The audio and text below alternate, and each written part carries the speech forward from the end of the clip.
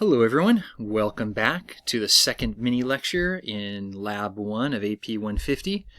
In this lecture, what we're going to do is we're going to talk about anatomical planes and sections, and then we're going to describe body cavities.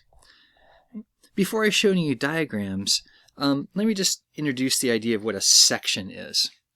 In human anatomy, in order to study or examine internal structures, we need to cut the body open.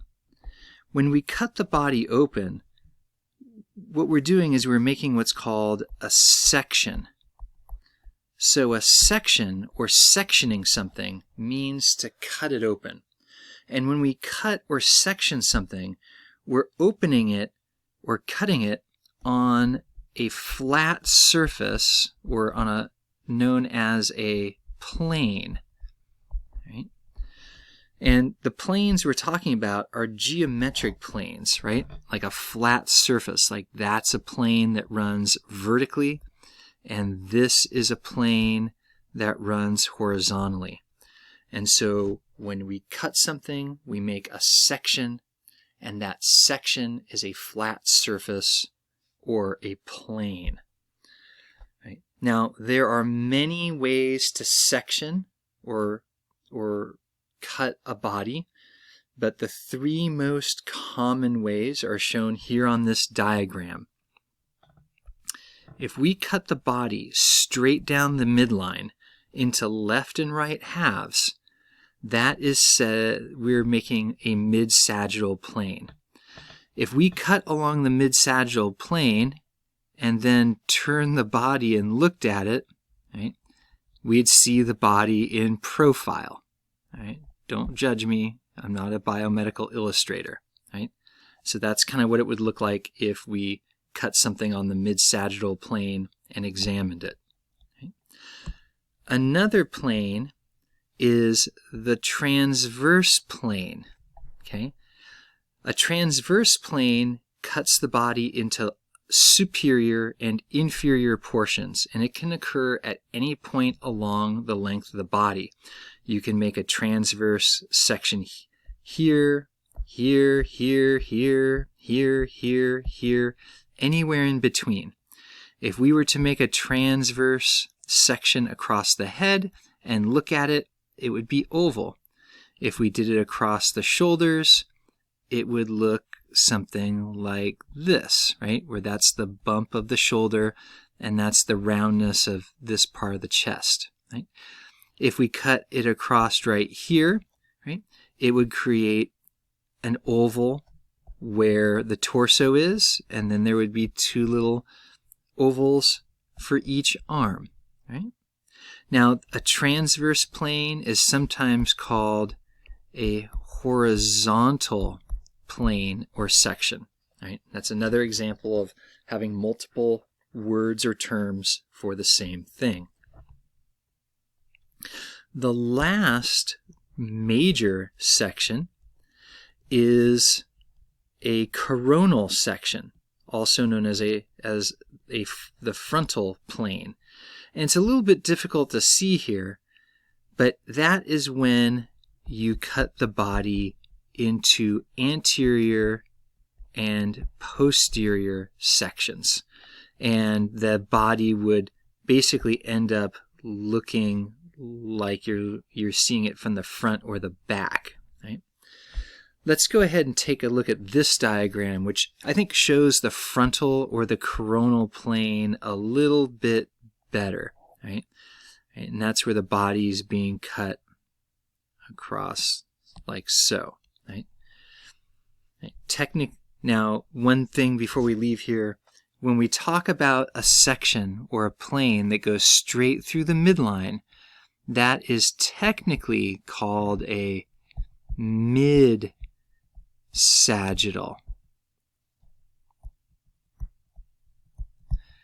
Right? If you have something off the midline, sometimes that's called a parasagittal section. Now, there's two other cases or maybe three other cases that are worth looking at, because we'll run into them at some point. But many of our of our internal organs are tube-like, or roughly they approximate the shape of a tube. For example, here's a tube, and then they're showing you a bone, which is kind of longer than it is wide, and it's vaguely cylindrical, the way a tube would be.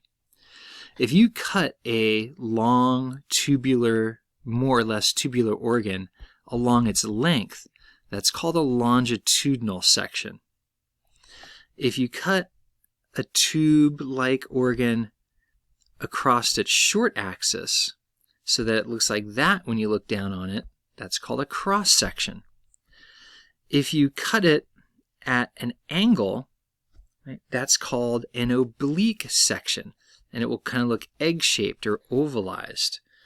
And again, these are terms and sections that apply to organs that are cylindrical or vaguely tube-shaped.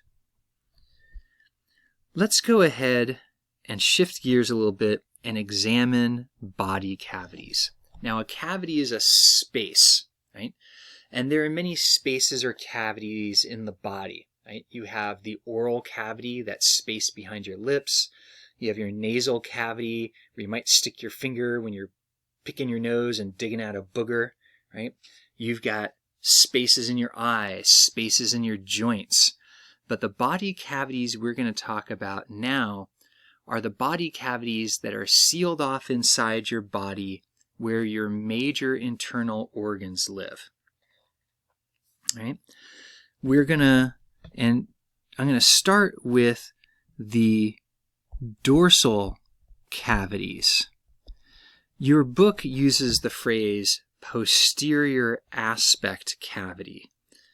There's nothing wrong with that. That's just an example of alternate terminology. The term dorsal cavities is very common, right? So the dorsal cavity includes the space up here inside your skull, and it connects to a long tubular space that runs much of the length of your back, right? And those are the dorsal cavities. Now the dorsal cavity is subdivided into two different areas. Up here, within the head, you have the cranial cavity, right? So the cranial cavity is a specific part of the dorsal cavity. And the cranial cavity contains your brain. Connected to and extending down the cranial cavity is the vertebral canal.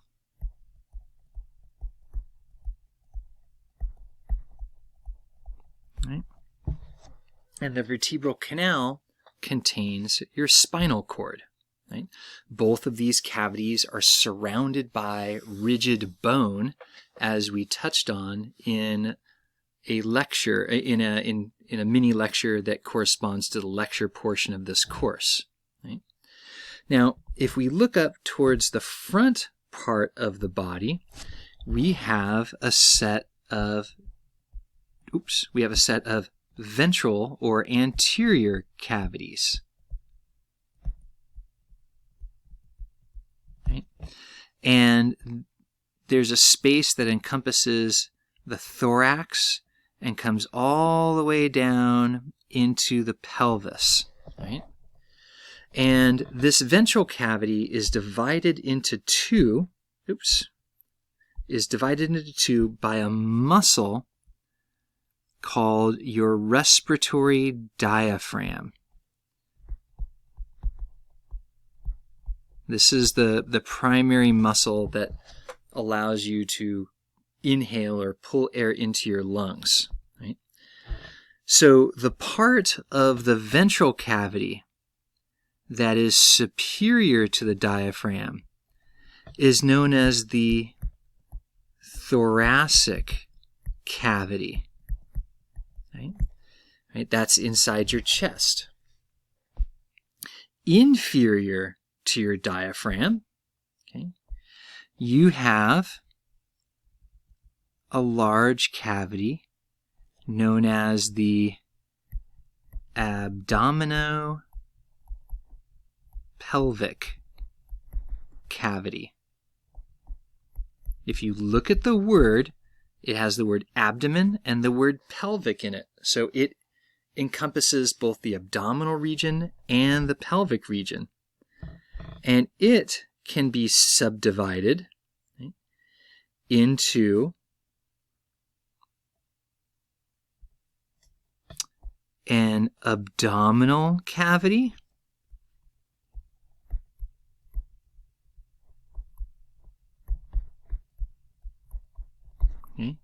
and down here a pelvic cavity. So the abdominal cavity and the pelvic cavity are two subdivisions of the abdominopelvic cavity. And the abdominopelvic cavity and the thoracic cavity are two subdivisions of the ventral cavity that are separated from one another by the diaphragm. Let's go ahead and look at this from the front. So when we look at this from the front, up here you're going to have the cranial cavity. And what we're presenting here, and I said we're looking at it from the front, but really what we're doing is we're making a coronal section and examining that section or that cut surface. So if we look at it from the front, we're going to have the thoracic cavity,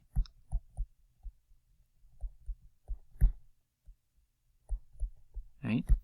And the thoracic cavity, when you view it from this perspective, is actually subdivided into these two lateral spaces, which are known as the pleural cavities. Right? Your lungs live in the pleural cavities. And in between the pleural cavities, there's a space or a cavity known as the mediastinum. Right? And so the pleural cavities and the mediastinum are two specific regions or two subdivisions of the thoracic cavity. And within the mediastinum, you have a space that contains your heart, known as the pericardial cavity. Right? And so the thoracic cavity contains pleural cavities and the mediastinum, and then within the mediastinum you have the pericardial cavity. Right? Now, the way we're using the pleural and pericardial cavities is not technically correct, but at this point in the semester we're using these terms this way to give you a way of organizing where these organs are located. Now, I mentioned the heart is in the pericardial cavity. The mediastinum, which exists along the midline, it contains things like your esophagus and your trachea and your bronchi. Let's look down below, okay? And down in the lower portion of the body, remember we're going to have the abdominopelvic cavity.